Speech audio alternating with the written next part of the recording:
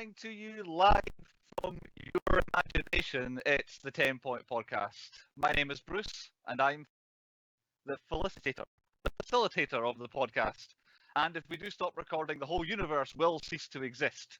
So we better get on with it. Through the mirror with me today, first, he turns 12 on Wednesday, it's Chris. You alright, mate? Not bad. And also here with us, he's not drunk, he's grumpy. Scrumpy, it's Andy. Yay, when it actually fits. I thought I'd make you the not drunk one, because Chris normally is. So I thought, play safe and make you... We are talking juice. The talking juice. Is that Bud Light? The lips. Yeah, it is Bud Light. Don't promote it can't on see it. YouTube. We can't see it. There we go. Sponsors, please. Yes, we are the 10-Point Podcast. You can find us wherever you get your podcasts. We are available. If you do have a rate and review system on where you can listen to your podcast, please rate and review us highly, ideally. Rate us low as well if you want, if you don't like Just us. rate If us. you do like us, please rate us high. It gets us out there. And we're still waiting for a Columbus, Ohio person to contact why we're so popular over there. Oh, yeah. Nobody has reached out from Columbus yet, our one or many listeners that we do have in Columbus. Please reach out there. And we're also available on YouTube as well. And we've just been discussing prior to the podcast what's happened to the Devil episode. Devil does exist. The video is out there somewhere, Andy. Can you give us any more details? YouTube doesn't like the devil, apparently. So it keeps getting taken down, so we'll try again. But it might be called something else, so just search 10-Point Podcast. Keep your eyes peeled for an extra special episode somewhere that may or may not. Episode 13, not the devil. Yes, exactly. Not Devil. So if you go to 10pointpodcast.com or where you get your actual podcast, you'll find it there, but the YouTube one not up yet, but hopefully coming soon. Either way, get in touch with us however you like. And to say any messages or sponsors, find contact details at 10pointpodcast.com. Email address is there. What have we been watching in the last week then, lads? I've had a busy week, so I'll wait to the end. So, Chris, why don't you say what you've been watching in the last week? I've been the complete opposite. I haven't watched a single movie this week. I don't know why, I just haven't watched anything. I did start watching The Superstore on Netflix. It's quite funny. Banger TV show, that. Is that good? I saw an advert for it. I Aye. thought that would be worth a watch. So, And sadly, though. Oh, don't tell me that. I've only just got past the tornado episode. That was sad. episode. What about you, Andy? Have you watched anything in the last week since Christmas? It's the same as Chris, fuck all. Because movie companies just fucked us and they're still not releasing new movies because I don't like watching old shit. And there's nothing new to watch. You're, of course, waiting with bated breath for Mortal Kombat. Well, T-minus 2 weeks or something, is it? Well, it should have been this Friday. Well, it should have been past this Friday. I should have been watched it by now, but it's this coming Friday now. There we go.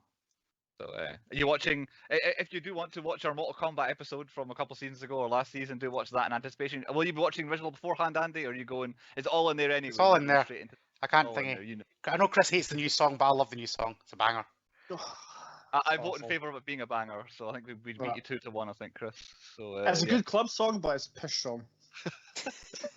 It's a song you get up and dance to in a club, but to sit there and listen to it's awful. No, There's it's not. Sweet length trailer review there. Song is good. Two thumbs up. Song is bad. 1 thumb down. Okay then. I'm glad I've watched 4 films in the last week then. So finally, Independence Day Resurgence. What a banger. Watched it. I don't know why it's as good as it is. Like, it's not good. Like, it's all right. But I don't know. It's like a totally different. Like, it's like taking 4 elements from Independence Day and put it into another 2-hour-long film. It's like Jeff Goldblum's there, the president's there, and then the alien looks the same, and all the bits and bobs. But it's actually pretty good for what it is. I thought. But they killed Will Smith off. That's a bad move. in the form of here's a painting. Yes. Although it did throw me immediately that it was A-Train from The Boys that was his son, because I can't unsee him as being A-Train from The Boys the whole way through. Holy shit, so it is. Oh God, light bulb moment there. For once, they didn't cast Will Smith's son as his son for the first time ever. But yeah, I thought it was pretty good. Like a pretty good action. It needs a third one. That's the biggest problem I have with that film, and they're not getting a third one. I wouldn't think so, no. But yeah, it very much sets up, like the last 10 minutes of the film is setting up. We take the fight to them now. We're maybe not going to get it. I want it. There's time yet. 10 years' time, it'll be done. So that was my one new, like, as an unseen. Everything else I've seen before. I watched Mad Max Fury Road. Put it this way, my internet has been in a state of flux of watching Blu-rays in the last week. So Mad Max Fury Road, watched that, still as great as ever. I love Mad Max Fury Road. Might be one of the best films from the last 10 years, in the last 10 years, which I think it was. Really like it. Cannot rate it highly enough. Cannot recommend it enough. I'm with Chris's face. Fair enough. Because we watched Alien, and maybe we want to watch Prometheus, because I think if we're going to do all the Alien films, which we might, Prometheus is down the line a bit. So I put Prometheus on, and I didn't realise how much it was the Rogue One to A New Hope, like comparison. Like it literally just sets up the first Alien film. I forgot it tied in that much, but I don't know why. I can't remember if it gets developed at any point. Why is Guy Ritchie playing an old man? Why didn't they just cast an old man to be an old man in Prometheus? I don't know if you remember it that clearly, but the whole time he's like Wayland from Wayland Yutani. Yeah. But he's an old guy. It's like, why are you playing 40 years older than you are with massive amounts of kind of prosthetics on? Just Guy get an old Ritchie. guy. But Funny fact, we made the mistake of watching this when Nicola was pregnant with either Poppy or Penny, and at the scene where she's doing the operation on herself, Nicola's sitting there going, oh, no, I can't watch that. I still don't know how she Watch it if did you're die. pregnant, ladies. How didn't she die in that scene? That like she was that.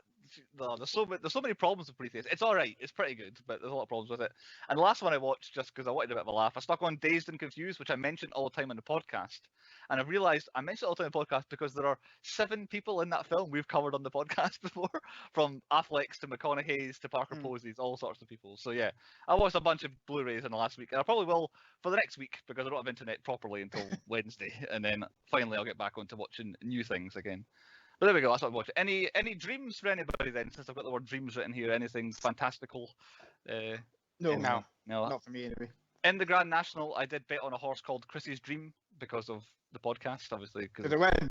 It did not. It didn't fall. Got it bad just luck in stopped. your dreams as well. It But I stopped. did also bet on the winning horse as well, so I made my money back. So I had 2 horses and won, so not too bad. On with the podcast, though, the reason we're here. And the point of the podcast this week is the 2009 adventure comedy fantasy mystery, The Imaginarium of Doctor Parnassus. That's ambiguous. Yeah, comedy. Is it a comedy? People The laugh. internet- People laugh at little people like Chris. That's the problem. What? I didn't laugh at all. We'll definitely come on to the little Fuck people. yeah. And him being a victim at some point, I'm sure. But yes, adventure comedy mystery, I can understand. Mystery, even that's a bit vague. But yes, I'm not sure it was a comedy film. Brought to us by Lionsgate, the UK Film Council, Davis Films, Infinity Features, and did anyone notice the last Poo Poo Productions. Pictures is the last one. For some reason, Poo Poo is in there. But, it's finally paid off. Me listing all the studios. It was a silly one. Poo Poo. Anyway, written. I'm sure it's got something to do with the fact that the film was written and directed by Terry Gilliam. Also co-written by Charles McKeown, but Terry Gilliam is the major brain behind the whole thing. Famous for Monty Python's Flying Circus TV show and movies, and everything expands out from there, from the 70s onwards. But also written and directed things like Time Bandits, Brazil, 12 Monkeys, Fear and Loathing in Las Vegas. But Dr. Parnassus, to me, was the last big one that he did. I'm not didn't say anything beyond that was a big notable film that he was involved in. And of course, Monty Python's Flying Circus has not happened for like decades now, which he's most famous for. But with no other writers and directors, that's all I have in terms of kind of studio people there. So on to the starring cast. I've put it down. Spat everywhere. I put it down as Heath Ledger as being the star of this film. Dead. It was different. Yes, he is. Yeah, a lot of that as well. His big things: 10 Things I Hate About You, The Patriot, A Knight's Tale, Monsters Ball, Lords of Dogtown, Brokeback Mountain, The Dark Knight, and then Dr. Parnassus. It was his last film he made as he died in production, and then they had to essentially and rewrite certain bits that went on about it. Any other Heath Ledger notables not there? I think I got the major ones. To me, He's one of these actors that's utterly shite, and he's just a Joker now. like, yeah, I've never seen, I think, any of the other films prior to Dark Knight. So to me, I've he came out of seen nowhere. the 10 Yeah, things that's what he's mostly famous for. That's what made him famous, I think. Yeah. He's No, good. Ah, at he's doing pretty, that. yeah, he's pretty good in that. yeah, the Dark Knight kind of made him and also seemed to break him. So, but yeah, so he finished his career with this film, which again we might touch on later on. And co-starring with him, I picked out Christopher Plummer, Dead. also dead. His famous notables. Now, the fact that he worked in Hollywood for 100 years, means he's got quite a lot of films. So the big ones, both my counts and internet's counts, has The Sound of Music, Waterloo, Return of the Pink Panther, The Insider, A Beautiful Mind, National Treasure, Inside Man, Up. They were all made before he made Imaginarium of Doctor Parnassus. Beginners, Girl with Dragon Tattoo, Remember, All the Money in the World, and then Knives Out was the last one I saw that was quite massive. Yeah. But he also has one film in production at the moment, which is quite impressive. The fact that he, I think he died last year. Last year he died. 2 so months. it was- Well, last I month. thought Last it was the month. start of this year. Last month. was it recently as that? Oh well, I Dead. thought it was longer. But so we're Dead. honouring Christopher Plummer here. Any other notables for you guys? Inside Man, he'll always be the guy who owned the bank in Inside Man to me. That's a standout for I me. don't think I've seen that. No, How have you not seen recommend. Inside Man? No, it was Knives Out was the last thing I've seen him in. Yeah, Knives Out. He was the old chap in that. Any other dead people in the cast, Andy? You want to pick out of this? please? Aye. Mini-Me. Dead. I had to check that. I wasn't sure, but I googled it. I didn't realise he Aye. had died quite Vern long Troyer. after that. Dead. But yeah, Vern is also dead. I think that's where the list ends. Johnny Depp's career. Dead. Andrew Garfield's career, is that maybe? Ah, I he's don't know, dead. but- No, actually, no, he's coming back in the new Spider-Man, so he's If alright. he's in the new, yeah, he might be saved by the new Spider-Man. Yeah, but yes, considering this film was what 10 and a bit years ago, we actually have a lot of the main cast are no longer with us. But let's get back onto the cheerier things and some interesting numbers reading here. On a budget of approximately $30 million, which seems quite low for what they attempted, $30 million, its opening weekend in the US, it made less than $500,000. Its opening weekend in the UK was $1.5 million. Its largest opening was actually in Spain, where it made $2.5 million. That was its biggest opening weekend was there. Its final US gross, $7.5 million, which is just over a fifth of its budget. Worldwide, it did bring in a final $62 million, so it did double its money, That's not too bad. including the whole rest of the world. But I think it was made for a kind of European sort of and international market, more than it was your Hollywood movie types. Released 16th of October 2009. That is the UK release date. The American release was 3 months later. Either way, it did qualify for the 2010 award season, which we've covered before on the Tucker and Dale episode. So look at that for your in-depth. It was a Chris year, that one as well. So I've just picked out what Dr. Parnassus did itself. So at the 2010 Oscars, it got 2 nominations. No one would be surprised to find that they were for art direction, where it lost to Avatar, and for best costume design, where it lost to The Young Victoria. There were the only 2 nominations it got, and it lost both of them at the Oscars. It did not factor into our other award ceremonies. No MTV. I thought MTV might have snuck something through there, but none of that. And the Razzies, it was ignored by the Razzies too. At the BAFTAs that year, nominated twice again. Production design and hair and makeup, it lost both of them. I didn't write down who beat them, but it didn't win there either. In total, it won 5 awards, 3 of them for the costumes, 1 for the music, and 1 was at the Golden Schmoes Award, where it won Trippiest Movie of the Year, where I think it would probably be unrivaled, because the whole time I'm thinking, this would be a million times better, I imagine, if I had imbibed or taken something that I wasn't supposed to take, because the film seemed specifically designed to watch when you're on drugs, I think, which I don't know if that was the intention or not. Onto the film itself, I've got a synopsis written by Ruby here. I have not read this at all. It was just the longest I could find. It's not that long. So I'm going to read this. This is going to be sight reading here, so follow along if you will. In London, the sideshow troupe of Dr. Parnassus promises the audience a journey into the Imaginarium, an imaginary world commanded by the mind of Dr. Parnassus, where dreams come true. In the stories Dr. Parnassus tells to his daughter Valentina, the midget Percy, and his assistant Anton, he claims to have lived for more than 1,000 years. However, when he fell in love with a mortal woman, he made a deal with the devil, brackets Mr. Nick, trading his immortality for youth. As part of the bargain, he promised his son or daughter to Mr. Nick on their 16th birthday. Valentina is now almost to the doomed age, and Dr. Parnassus makes a new bet with Mr. Nick. Whoever seduces 5 souls in the Imaginarium will have Valentina as a prize. Meanwhile, the troupe rescues Tony, a young man that was hanged on a bridge by the Russians. Tony was chased until he finds and joins the group. Tony and Valentina fall in love with each other, and the jealous Anton discovers that his competition may be a liar. And that's where the little synopsis ends. I kind of wanted that because I definitely got lost in this film at one point. The story was never particularly clear of what was actually happening at any point. So Although I did laugh at the newspaper headline, which was something along the lines. So it was like, "Missing Tony Liar" was what the front headline was on this newspaper. Which is a celebrity. Why is he on the front page of the paper? I never. Did anyone watch something that wasn't the standard version of this film? I watched one that was 2 hours 2 minutes ish long. Was what I watched. I watched the film. I don't know if it's the right film. Did any of that match? Yeah. That was So a trippy as fuck film. I think we all watched the same version then. Okay, then Chris, it's a trippy film. You picked it. Tell us why you picked it, because I'm pretty sure you never seen it before, if I remember right. I had not. It's a film I'd always wanted to see because it had like an awesome cast. You've got Jude Law, Heath Ledger, Johnny Depp, Colin Farrell, Christopher Plummer, Vern Troyer, and like I picked it because I thought it would fit perfectly into my Best in British category because a lot of them are British. Christopher Plummer's Canadian. Somebody else. Colin Farrell's Irish. Is born in Los Angeles. Well, technically, Ireland's part of the nation, so it kind of half counts. Depends where he's born. Heath Ledger's a film. Yeah, I kind of knew that one, but there's a lot of British actors. So yeah, The woman, she's this is what I British. always wanted to see. The woman's British, I think. Lily Cole. Lily Cole, yeah. She's definitely English. Oh, it kind of worked.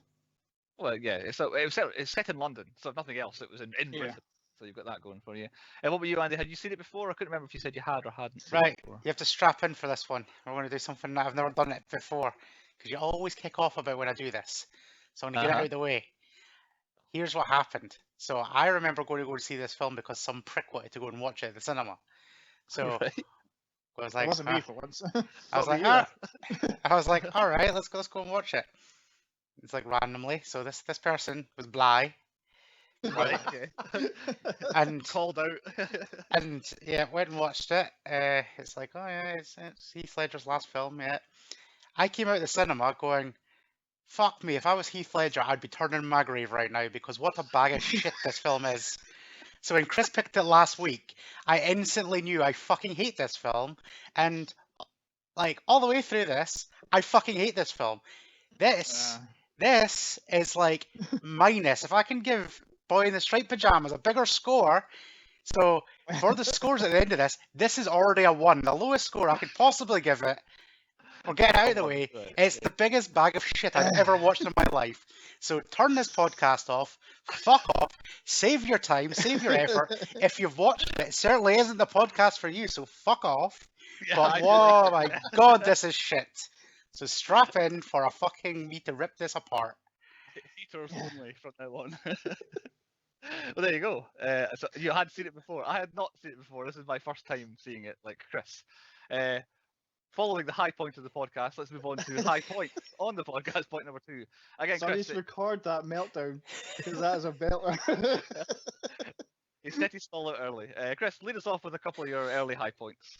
Well, right away I put poo poo picture because I thought it was real like instantly, just because it said poo poo.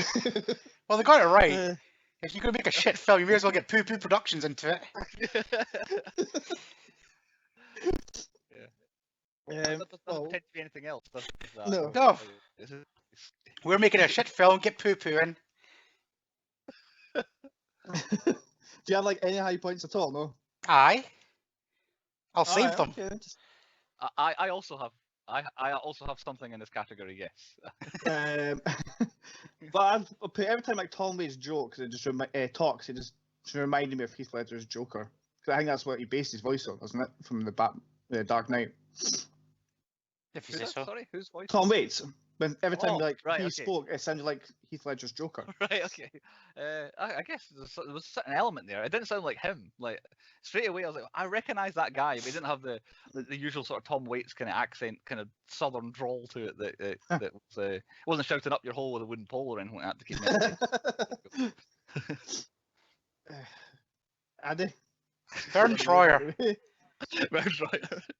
What? I He was steals. him. He steals this like film. Like he is amazing in this Yeah. film, doing I his own was waiting to stunts. mock his acting and say he was a bad actor, but he's actually all right. Like Yeah. he's pretty good in this.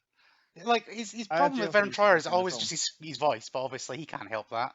But acting wise and everything, bang on. He's the only Yeah. person in this film that could act, because everybody else fucking shat all over it. He also dressed up like a monkey at one point as well. He looked And amazing. And I another kinda, like, fella. borderline discriminatory at one point. I have got that. Since you mentioned it, I put it in low points because I don't know what I'm supposed to do with it. Vern Troyer is in blackface for no reason in this film. Yep. Like, why? Like, For- what purpose did it serve? For that joke, for that woman to basically go, oh, I want to adopt a little black kid. Well, why can't it just be, I want to adopt that little kid? Why did it have to be a black kid? Like, you could just put a Maybe- funny wig on and make him look like a child. They didn't have to This- black up. This would be at the height of Hollywood not hiring any black actors, and I'm pretty sure there was nobody in black in this film, so it's a racist film as well, Chris. That's a fair point. I don't know if there was. Actually, yeah, I noticed that. But I'll go for a different high point. I've got to say the image of Anton's big head and that little kid's body when they were fighting was quite funny. The man versus child fight. Yeah. I wasn't expecting it at an Well- hour and 3/4 into the film that he was going to start beating up It's a like kid. Colin Farrell beating the shit out of this kid. Yeah. It was around that time where the character of Tony took a different direction. Like, Yeah. again, I was pretty much never sure where anybody stood at any point, and I always thought this Tony guy was going to be the main character, as in he's introduced and he's our main person, and it turns out he's essentially the villain at the end, but then he's not the villain, and then he ends up kind of beating up women and kids. So, okay, you're definitely the bad guy now. I don't care that you See, sacrificed. it was fine up until he turned into Colin Farrell. Yeah. And then Colin Farrell said, you know, I'm taking this guy a different direction. This is a bad guy now. Yeah, I've read this totally different from everybody else. He's the biggest villain here. Okay, I'll hit you with my one high point that I have at this point. And even then, I'm a bit iffy on it. I've gone for like the animated worlds. I thought that the worlds, I don't know what you call it, the seascape, the worldscape that they had always looked really spectacular. The different ones, like the one with a little kid where it was like kind of in the beginning where it was kind of like a candy land sort of thing and all that, and he wandered in there with his little game and all that and all the stuff.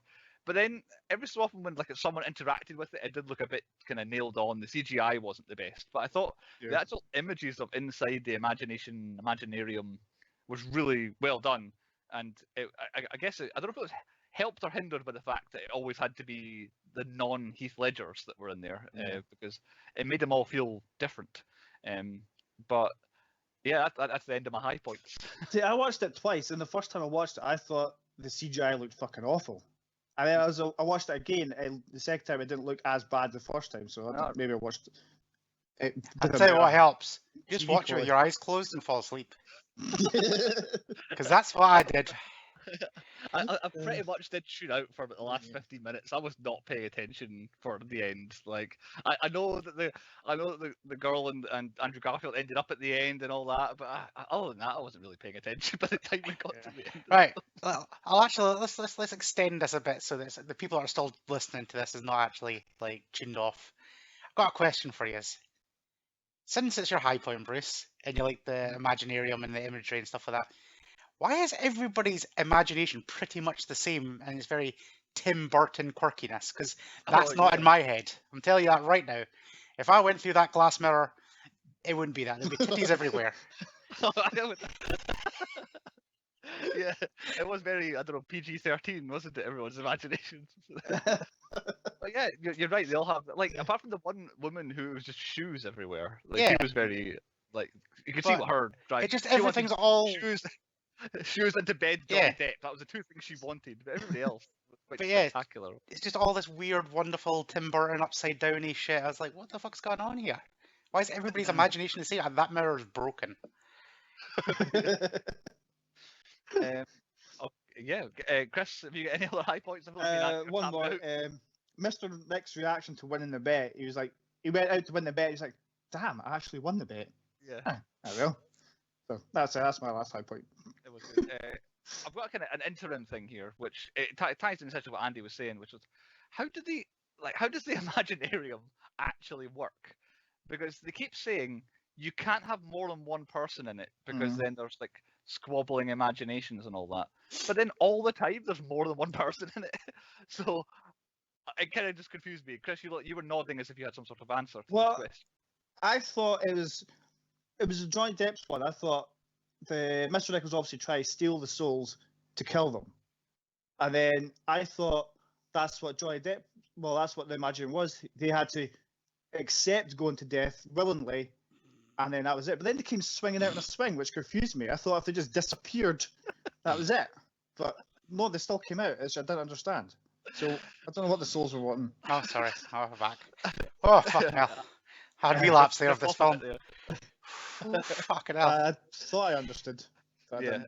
I also like I don't know how and why the devil. I keep calling it. He was the devil, wasn't he? Yeah. He was the devil. Mr. Nick. He was. How can he Two operate films in a differently? row we've got Sometimes Devil's the bad guy. Yeah, he was in the. I in the didn't know outside that world. until I started watching it. In the outside world, he was in the inside world. He was sometimes he could take over people's imagination, sometimes he couldn't. It's like I never understood like where he fitted in, but then he is the devil, so he is an otherworldly thing. But yeah, I wanted to see if anyone had any input into that because I still don't really know how it all worked. On to point 3 then, the low points, what we thought were the worst. I'm going to go things first. in parts. On you go, Andy. Right, we need to get this one out of the way so we can bring the tone back up. I need to hit this subject because it's been a very prominent subject. It's not a nice subject to bring up, but we need to do it. Pedophiles in films. I didn't Like- know that was in here either. We have now, so I'll hold my hands up. I picked Waterworld by accident with a paedophile, but he was probably the friendliest paedophile out of a lot of this. Bruce picked Leon, which was He wasn't. He wasn't a I'd never pedophile. seen that film, and well, technically he was. You just didn't see it. he was a simple paedophile, but he was a paedophile nonetheless. However, Chris hits the trifecta of 4 people trying to fucking bang a 15-year-old. Four? Explain yourself, Chris. Where'd you get 4 from? It's the same I- guy. Andrew Like, the devil, Garfield. You've got Johnny Tony, Depp. You've got Andrew Garfield, and then Vern Troyer. I see the last one. I don't Yeah. know. There's a lot. Andrew Garfield, I don't know how old he was supposed to be in the film. It was never established. It Yeah, seemed like he was probably the same. Yeah. yeah. Heath Ledger, Johnny Depp, Yeah, that was a bit weird. Colin Farrell.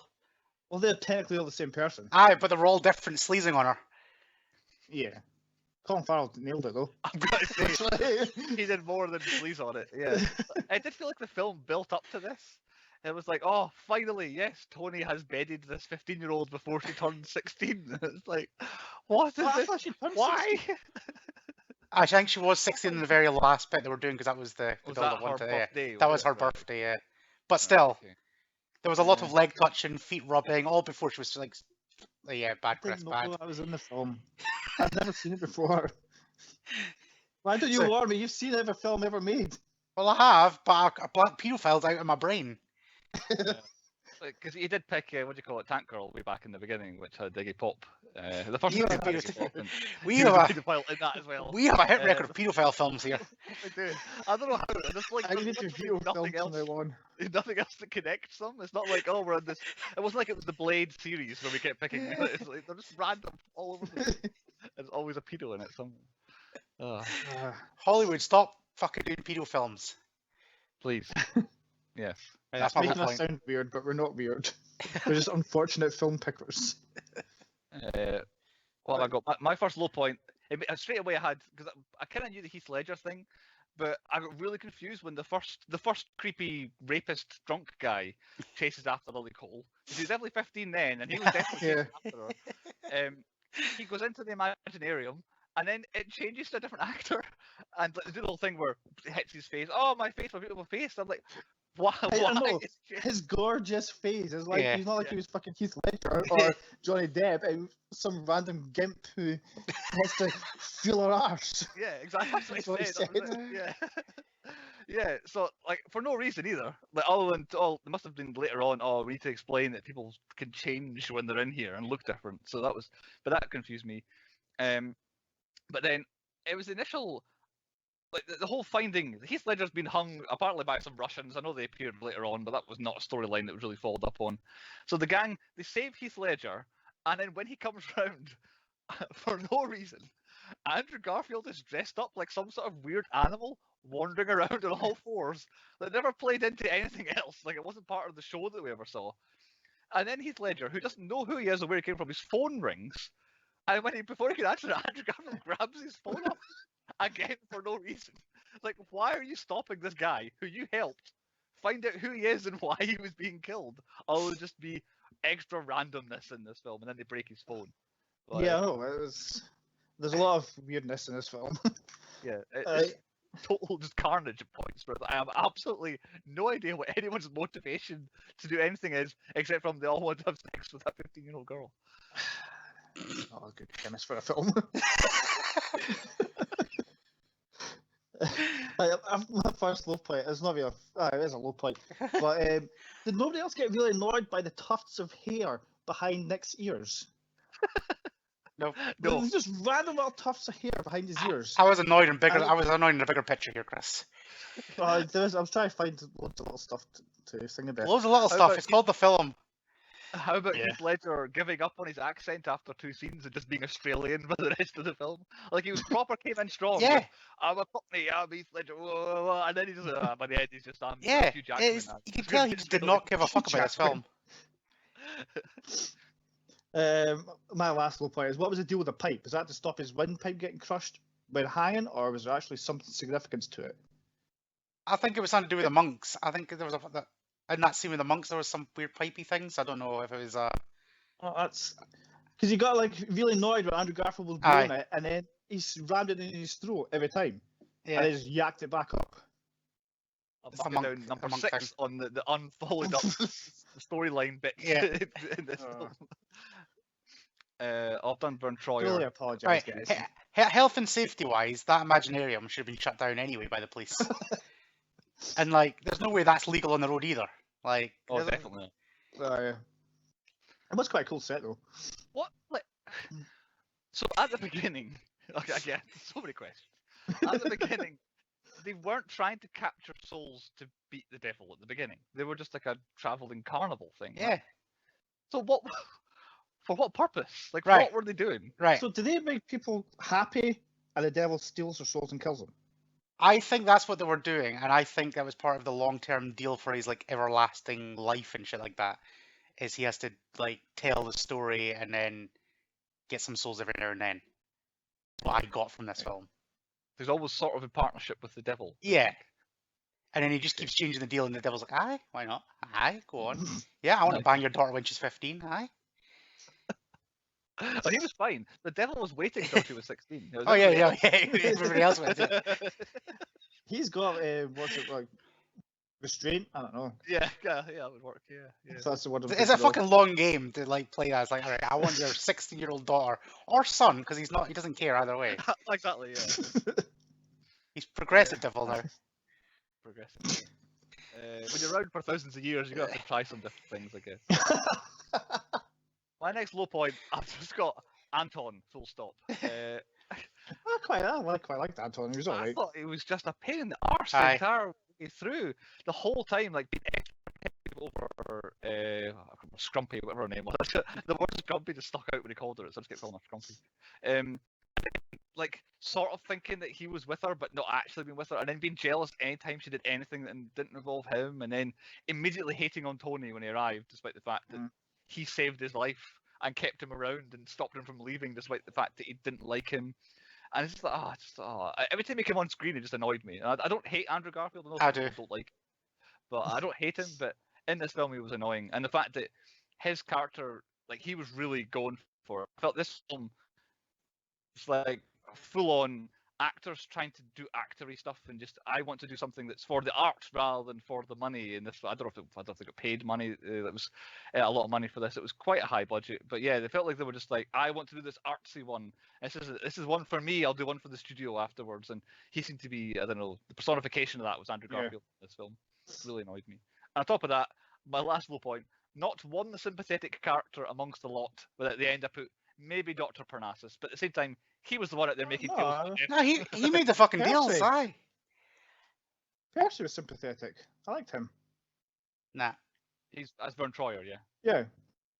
No. Yeah, I I felt guess sorry for him. He was running that fucking thing. He was driving that thing on the road. It was a death trap. No. He's forged all the health and safety papers, so he's a bad guy as well. Any other low points? I feel like Andy could be here all night. I suppose. Aye. There's too many. It's a shit film. Just don't bother. Literally shit. But pedophiles take the thing. It's just it was a pedophile story through and through. They should, the Imaginarium of Doctor Parnassus, subtitle: A Paedophile Story. Right, we'll crack on then. On to point 4 on the podcast is the stats. Andy, is Chris going to tell me what he usually tells me? No. Yeah, Wait there, your head's in the way. It's coming. I thought I heard a shit. Every You fucking did. time your head gets in the way. I'll stop talking. Yes, you did. I wasn't expecting it. I think there was 3. There was one I sort of heard that I might have misheard, but I think it may have been a silent one. But I've got 3. Is how many shits Silent shit. I have as being said. Andy, did you hear any? Or see any, Yeah, the or- whole film. The entire film. I knew I was coming. Like, I didn't even waste my time on this one because it was shit. The I can whole confirm- thing should have been flushed down in the toilet. I confirmed there was actually one shit because at one point I can't remember who it was now. Someone got shat on by a bird. So Oh, there yeah. was Oh yeah. so Yeah. I think it was Dr. Parnassus. See? Maybe I'm wrong. It was That's the how devil much. inside Yeah. the monk's house. Yeah, There you that's how much I didn't give a shit about this film. I didn't even count Wasn't- actual shits. My one and wasn't only good. favorite thing to do in a film is working out where people go to the toilet and problems. But the whole film was shit and should have just been flushed down the toilet. Do you think they had a toilet on the little cart, or they just went like at the side of the road? Oh, they and definitely just used shat on the road. Bearing in mind, like it was present day London they were in. Yeah. Like it wasn't like in the olden times. But, I Yes. thought it was at first until I seen the car go past. The police uniforms not give it Yeah. away for you? No, Look, well, I'd seen a car before that. you're a car. Other swears then. There was one. At one point, someone dropped an F bomb, unless I totally misheard what Did it said. Yeah, I can't remember. Who it was. I think it was Heath Ledger's character. Quite near the end, just all of a sudden has the realization of something and gives it a giant F. But I could be wrong. Let me know if I've totally misheard it. But I don't know what he said otherwise. I was still paying attention at that point. Explosions 3. There were 3 explosions in this. One was in fact was a Dr. Nick's bar thing that Andy has behind him on the YouTube video at the moment. That blew up in quite a manner. Not Mr. Nick's lounge bar. There we go. Deaths.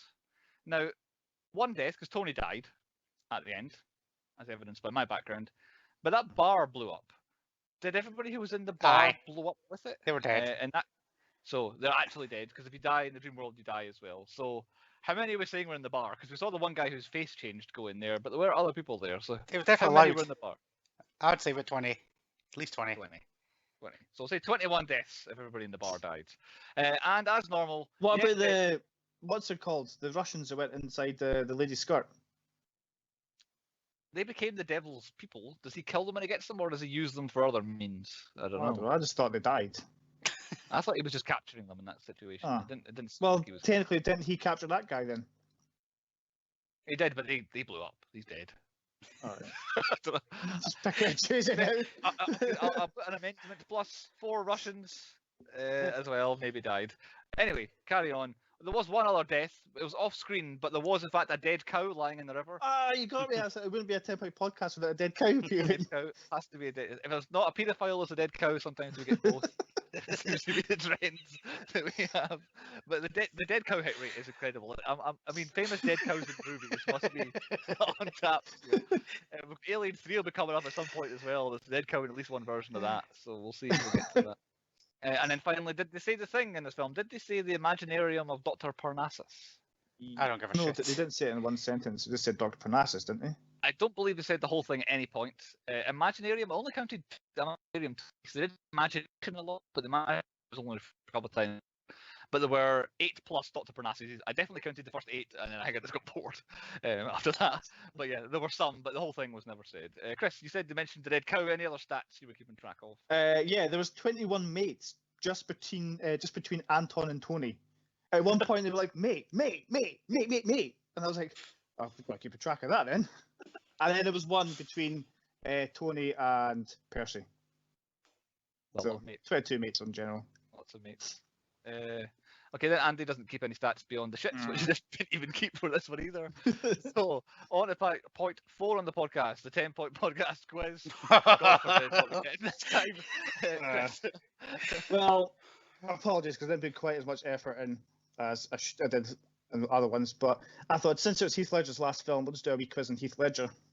Oh, fucking I hell, can't that's remember who hard. went. No, don't worry, I've given you like multiple choice for Still, some of them. So who went first? Yeah, so last if it's multiple choice, are you offering over this time? Because on Devil, that's No. where the thing fell apart. Right. No. week? From now on, no more offering ovens. Right. Okay. If you know the answer, you can guess, but you don't get a point for it. So we'll start with Andy. Where in Australia was he born? Heath Ledger, I'll say he. Canberra, Sydney, or Perth? Perth. Correct. Bruce, what pet did he have as a kid? A cat. Kangaroo, actually. Did he? Yeah. I was literally going to say Live- kangaroo. I don't think I was. Yeah, I don't living know out the Australian stereotype. Yeah. Andy, true or false? He appeared in the TV show Neighbours. False. Correct. It was Home and Away. It was coming away. 10 episodes only. Like, I was going to put it in his Yeah. bio and realise it's only in 10 episodes. Like, that doesn't really count. Okay, in what film, Bruce, did he make his debut? Was it A Knight's Tale, Clowning Around, or The Patriot? Clowning around. Correct. That's the only one I listened yeah. earlier. It was his first and last movies were clowns. Well, his first and last complete movies were clowns. Right, okay. I've got to say he wasn't a clown in this one. Yeah. Which he probably was. I don't know. I might have missed that bit. Well, exactly. He was a clown. He had that white jester outfit I did. on. Yeah, right. There you go. So he was. Cool. 3 clown movies. Yeah. Andy, what role did he won him an Oscar? Playing the Joker in The Dark Knight. Correct. Fun fact, that was his favourite role. You don't know that he's Um, dead. Hmm? You don't know that he's dead. Well, that's what they said. No, on the internet, it was his favourite role. That's what the internet says. But, was he still promoting The Dark Knight at the time? It's Probably, only I don't one film after that. Well, that's why it was his favourite role, because this one was fish. Bruce, what was the name of his character in Brokeback Mountain? Was it Enos Del Mar or Jack Twist? He strikes me as the first one. Okay, correct. Andy, and what song did he sing in 10 Things I Hate About You? Was it Can't Take My Eyes Off of You by Frankie Valli, I Think I Love You by the Partridge Family, or I Touch Myself by the Divinyls? Touch myself. Wrong. It was Can't Take My Eyes Off of You by Is Frankie it? Valli. Yeah, I mean, he's walking along the bleachers. Yeah. Last one. Which musician did he portray in I'm Not There? Was it David Bowie, Bob Dylan, or John Lennon? John Lennon? It was Bob Dylan. I think Oh, Andy won that one, actually. I Yeah. wasn't keeping track. Comebacks on. Oh, no idea what the score was on that one, or the overall score is. But yes, I'm I going think to Andy It was did really well. hard. I tried to do one with a bit of Imaginarium, but it was fucking impossible. And then, And plus none of us paid I didn't attention, bet. so it was fucked anyway. I mean, if you'd asked that, if you'd done that, I'd have got one right maybe, and then I won the quiz. I think. Yes, a Heath Ledger quiz to celebrate Heath Ledger. I don't know if we'll ever do him on the podcast unless we ever get into the Dark Knight. The Dark Knight might come up at some point. But, nothing else jumps out at me certainly, but. I There you might one just to annoy Andy. Never seen it. I can't comment. Anyway, let's crack on. Point 6 on the podcast: movies within movies, where we talk about various other movies relating to this one. I normally do the parodies, references, and they're very difficult for me here.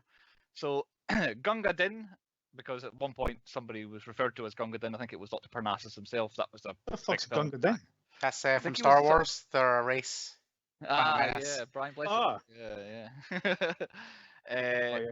Mary Poppins, again, that was a direct reference, but also looked a bit like Mary Poppins. Lots of Monty Python and Life of Brian and Time Bandits style Terry Gilliam references as well. But the main one for me is Alice in Wonderland. Essentially, this is Alice in Wonderland, really. This film takes so much from that. But other than that, this film is so wacky and weird, it's just kind of itself. So that's all I hit on there. So, Chris, what have you got movies wise? Going by the TPP universe, it was quite an easy one for me this week. Tom Waits is fairly obvious. He makes his appearance since that abomination of a movie, The Dead Don't Die. How dare you? It's- How dare you it's say now something was been- an abomination when we're doing this episode? These two almost slipped by me, actually, especially the latter one. First was Johnny Depp, because I forgot he was in 21 Jump Street. Yeah. And secondly, Peter Stormare. It took me a while to notice that he was the president. Right. Was he? And It is, he yeah. was in a wheelchair. I missed that totally. Yeah, I did not notice. He was in Fargo last season, so that was his first reappearance. Yeah, the only other note I've got is the devil again. The devil just keeps showing up. That's 2 episodes in a row at least he's been in. The devil. As for putting us into movies, fairly obvious. Andy's in Nick. He's always making little bets that benefit himself only. Bruce, I put you as Dr. Parnassus. Take it. I put me as Percy. You know, pulling the strings behind the scenes. See, I went a different route. I thought, well, they had to recast in this film. So instead of going for Johnny Depp and all that lot, what if they'd come to us and said, here's the 3 I parts. better not be Colin Farrell. I'll figure. So I've got Andy, I wanted him to be the Johnny Depp role. I could see him dancing with the woman and trying to seduce her and all that sort of stuff. I would enjoy that scene. I'll go up the ladders. I'm Jude Law, Oh, but fuck, Chris I knew made that us was- watch this film. So Chris is bedding the borderline jailbait girl and then punching her in the face and then beating up a kid as well. So Chris, you're the Colin Farrell part because you forced us to watch this film. Andy, movies within movies. This is your speciality. Good luck. Chris kind of stole my thunder a little bit, but we're going for basically any film with a devil in it. However, specifically picking out the great fight between Keanu Reeves and Peter Stormare in Constantine, which basically I'm still saying that the real devil in this one was Peter Stormare as the president. So he carries on being the devil throughout. There we go. Very good. Yeah, I also liked how they just called him the president. They never mentioned of what at any point. Yeah. He was just the president. It's really random as well. Yeah, He's in like half a second. really weird. Point 7 on the podcast, Andy's hypotheticals. He's asked us a few questions so far, so hopefully kept some up his sleeve. Right, this one's quite easy. Hypothetically, if you were going to go through some guy's creepy old mirror, what would be on the other side for yous? We all know what my one would have been. Oh yeah. Yes, exactly. Taking Scrooge that McDuck stuff out of the style. way, mine would be like probably games like fucking like Halo and Gears of War and all that. Just running through playing games and stuff. I don't know. Yeah, not a bad shout. Actually, would you be like actually in the game? Like Yeah. you run around. and Like then the kids guy- with the thing with the blowing the bubbles up. I'd be like that. Right. You'd I have a could change the controller. answer. Right, you'd have a Yeah. controller, but you're actually controlling the action right in front of you. Yeah, that would be good. Like Yeah. VR, but like on a grand scale. For me, I can't get away from the image of Homer Simpson in the land of chocolate from The Simpsons. Skipping through. It's kind of what it'd be like for me. But I imagine that something probably football related. Able to go and watch any football game I could ever want right in front of me. All these different football games, access Not to that. playing in the Champions League final for Man United against. That's a fair point. Actually playing, that's what it'd be. Yeah, I turn into the greatest football player there ever was, whether that be Eric Cantona or whatever, I don't know. But yeah, something like that, yeah. Definitely. Chocolate and football, the two don't exactly meet very, very easily, but that's what I'd be doing. What about you, Andy? Is yours just the Titties Scrooge McDuck everywhere. style big pull? Ass and titties. I mean, there'd be a room in mine like that, I imagine, but we'll... Very good. All three sound like fun, I'll say that. On to point 8 on the podcast. Our nominations for the awards at the end of the season. We're just beyond halfway through the season now, so the awards categories are filling up. I don't Worst have film many ever of them. made. This one. Yeah, I'll lead off with mine. Best villain, the devil. I got left out in the last episode, but I'll stay with it for this one as well. He was quite a good villain, and he won. So you Yeah. can't do better than that as a villain. I like he did in the last episode as well. Now I think about it. Worst supporting character, Anton. He just did my head in. Worst cop, the policeman from the beginning, like the very first policeman we see, who goes like into the little stage show, completely inept, and then like. Vern Troyer attacks him, and he just like lets him away with it. He for no reason attacked a policeman, and he just lets him off. It's like there should be some assault in there. He was quite useless. Worst plan: repeatedly making deals with the devil. Like to do one is bad enough, but to keep on doing it. The worst special effects. I've gone for the devil being a snake. That was one of the worst. Oh yeah. That looks a bit iffy. And then most unexpected: Gwendolyn Christie, Brienne of Tarth, showing up at one stage. I did not know she was going to be in it. She wasn't Phasma. famous yet. But Captain Phasma, exactly, yeah. That's all my nominations. How about you, Andy? You get anything at all? Aye. Most underused. Peter Stormare. That's it. Didn't even know he was in it. I've gone for best actor as Vern Troyer. I thought he was the best actor Yeah, I'll give you that. He did save the film. in the film. Yeah. Most unexpected cameo / appearance. I put Paloma Faith. Ah, that's who Yeah. that was. Yeah, I forgot to check who that was. Yeah, and the fact that she came back as well. Like there was no Yeah. reason for her to go back into the film again, but she did. My worst plan was having the police flash their arses because he would have had those souls if he hadn't have done that dance thing. Yeah. They were wanting to join the police until he flashed their arses and then he ran away. Yeah. So there you go. Very bad plan. Was Was that your last nomination? I actually tied worst plan banging a 15 / 16-year-old. That is a bad plan. Yeah. I think that's us on to point 9 now then. Point 9, the moral of the story, what we thought the lessons would be that were learned and stuff. I don't know what I'm trying to say. Moral of the story, Andy. Moral of the story. I don't know why I came to you first, but I said it now. Don't bang 15-year-olds or anybody under the age of consent, whatever country you're in. There was quite a consequence. He did end up killing himself. So yeah, it certainly was some sort of moral to the story. What about you, Chris? Gamble responsibly. Don't make bets with the devil and stuff like that. Good. And then constantly making bets and fucking yourself over. And then at the end, he had to be stopped. He was willing to do it again. He was going to do another bet towards the end. I've done my moral in the form of haiku, and I say moral. Absolutely no semblance of an idea of what's going on is my moral of the story. I didn't learn any lessons at all. I have no idea what was happening. On to point 10, the rating, the 10-point rating of what the 10th point is all about. Chris, you picked. You get to go first. It's going to be spectacular. This could quite possibly be the worst film, if not one of the worst films I've ever seen in my life. Like, I just didn't get it.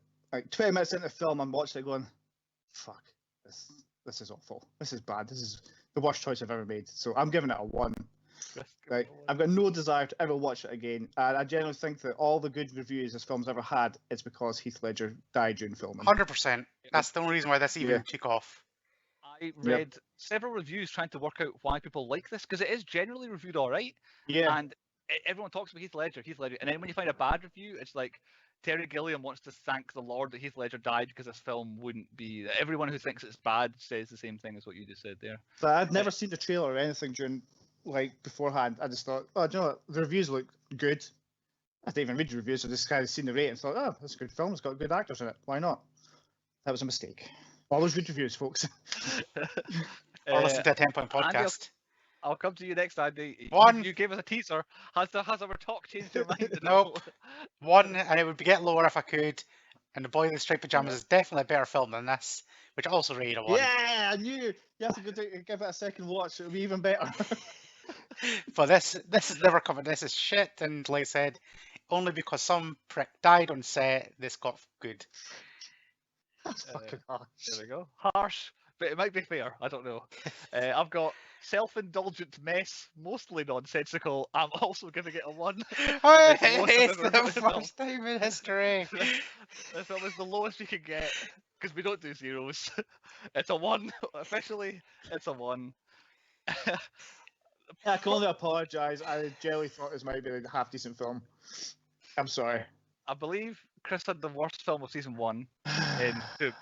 I think you had the worst film of season 2. I think Scanner Darkly was the worst in season 2. Yeah. And this can't be defeated as the worst of season 3. So, clean sweep. I for some reason, I thought one of you might have quite liked this, and I was like... Joe, I thought you were the one who's going to like it out of all of us.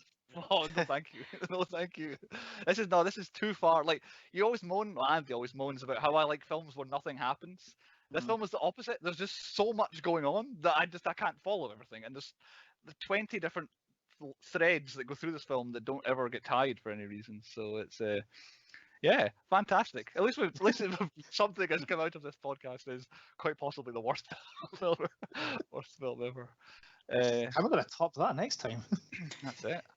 I don't know if we have to institute a 0 rating if we ever find something that's worse than this. I'm not sure.